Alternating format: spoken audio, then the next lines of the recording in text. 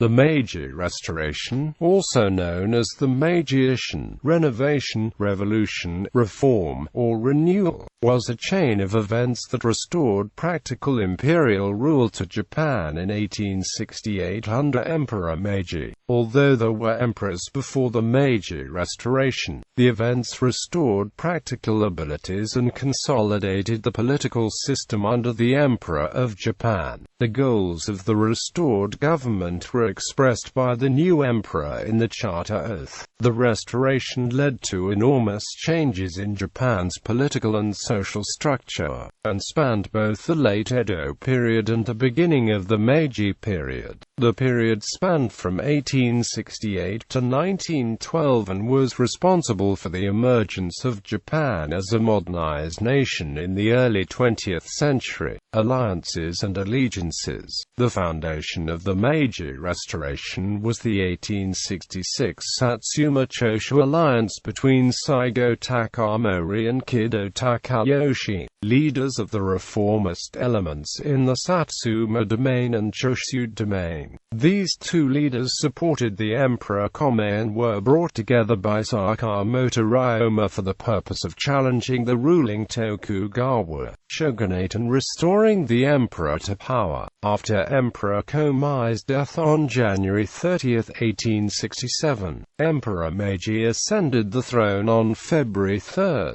This period also saw Japan change from being a feudal society to having a marked economy and left the Japanese with a lingering Western influence.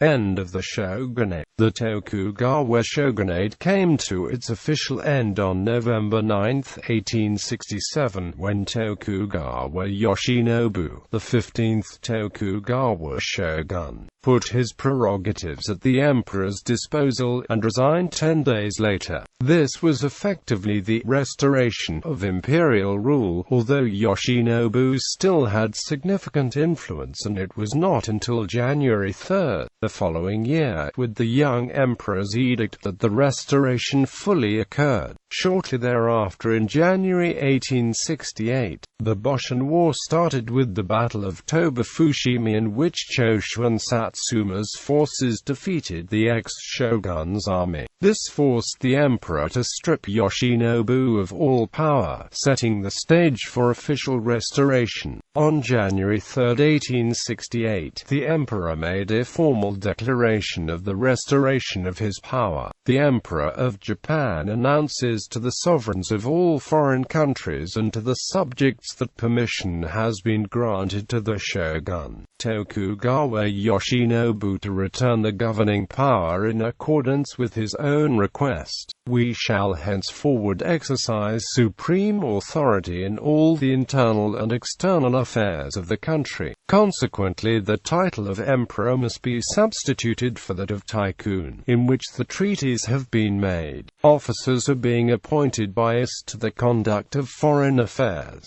It is desirable that the representatives of the treaty powers recognize this announcement. Some shogunate forces escaped to Hokkaido, where they attempted to set up a breakaway republic of East Edo. However, forces loyal to the emperor ended this attempt in May 1869 with the Battle of Hakodate in Hokkaido. The defeat of the armies of the former shogun marked the final end of the Tokugawa shogunate, with the emperor's power fully restored. Motives.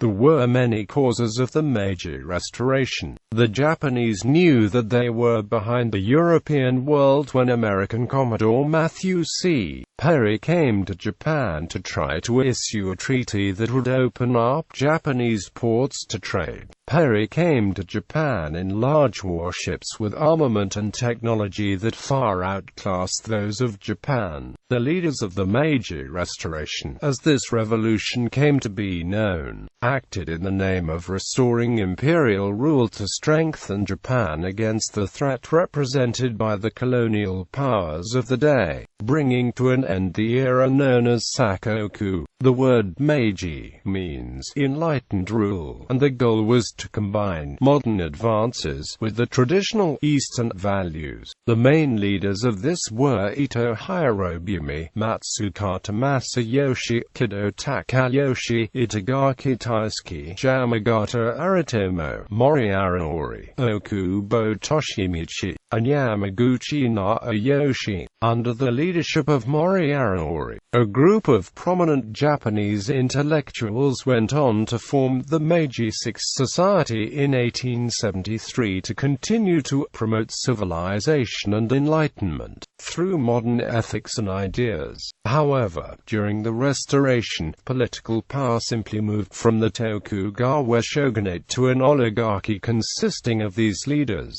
mostly from the Satsuma province and Choshu province.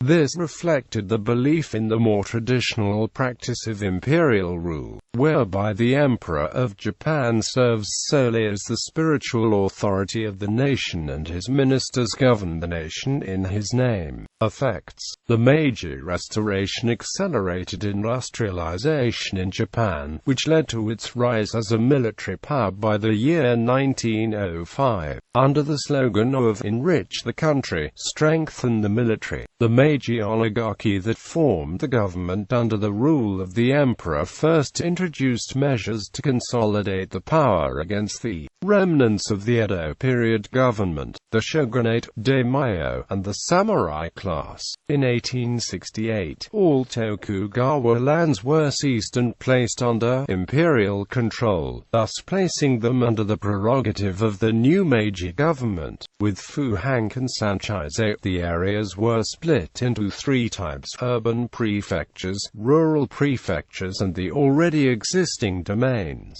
In 1869, the daimyo of the Tosa, Hizen, Satsuma and Choshu domains, who were pushing most fiercely against the shogunate, were persuaded to return the domains to the emperor. Other daimyo were subsequently persuaded to do so, thus creating, arguably for the first time, a central government in Japan which exercised direct power through the entire realm. Finally, in 1871, the daimyo, past and present, were summoned before the emperor, where it was declared that all domains were now to be returned to the emperor. The roughly 300 domains were turned into prefectures, each under the control of a state-appointed governor. By 1888, several prefectures had been merged in several steps to reduce the number to 75. The daimyo were promised 1/10 of their fief's income as private income. Later, the debts and payments of samurai stipends were to be taken over by the state. The oligarchs also endeavored to abolish the four divisions of society.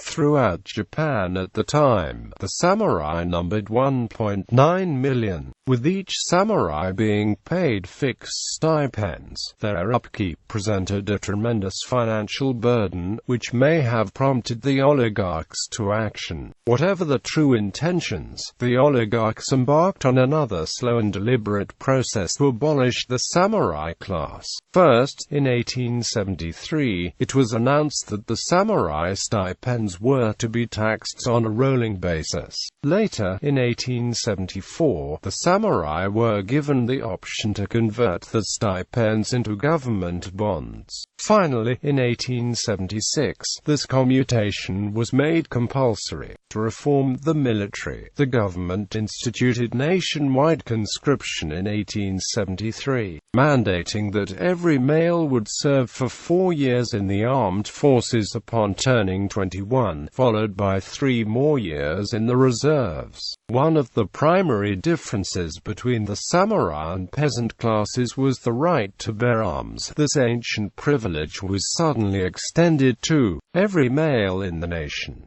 Furthermore, samurai were no longer allowed to walk about town bearing a sword or weapon to show their status. This led to a series of riots from disgruntled samurai. One of the major riots was the one led by Saigo Mori, the Satsuma Rebellion, which eventually turned into a civil war. This rebellion was, however, put down swiftly by the newly formed Imperial Japanese Army, trained in Western tactics and weapons. Even though the core of the new army was the Tokyo police force, which was largely composed of former samurai, this sent a strong message to the dissenting samurai that their time was indeed over. There were fewer subsequent samurai uprisings, and a distinction became all but a name as the samurai joined the new society. The ideal of samurai military spirit lived on in romanticized form and was often used as propaganda during the early 20th century wars of the Empire of Japan. However, it is equally true that the majority of samurai were content despite having the status abolished. Many found employment in the government bureaucracy, which resembled an elite class in its own right. The samurai, being better educated than most of the population, became teachers, gun makers, government officials, or military officers. While the formal title of samurai was abolished, the elitist spirit that characterized the samurai class lived on. The oligarchs also embarked on a series of land reforms. In particular, they legitimized the tenancy system which had been going on during the Tokugawa period. Despite the Bakufu's best efforts to freeze the four classes of society in place,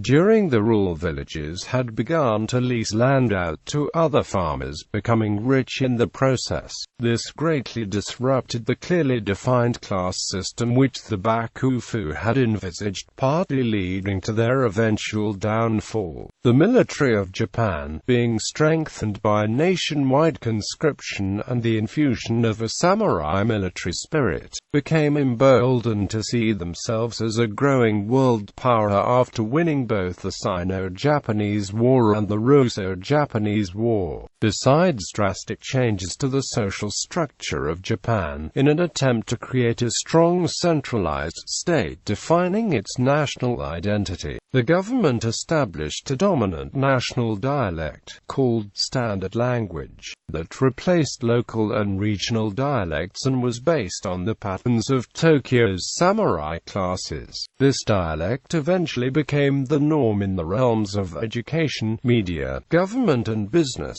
The Meiji Restoration, and the resultant modernization of Japan, also influenced Japanese self-identity with respect to its Asian neighbors, as Japan became the first Asian state to modernize based on the European model, replacing the traditional Confucian hierarchical order that had persisted previously under a dominant China with one based on modernity. Industrial growth. The rapid industrialization and modernization of Japan both allowed and required a massive increase in production and infrastructure. Japan built industries such as shipyards, iron smelters, and spinning mills, which were then sold to well-connected entrepreneurs. Consequently, domestic companies became consumers of Western technology and applied it to produce items that would be sold cheaply in the international market. With this, industrial zones grew enormously, and there was massive migration to industrializing centers from the countryside. Industrialization additionally went hand in hand with the development of a national railway system and modern communications. With industrialization came the demand for coal. There was dramatic rise in production, as shown in the table below. Coal was needed for two things: steamships and railroads. The growth of these sectors is shown below.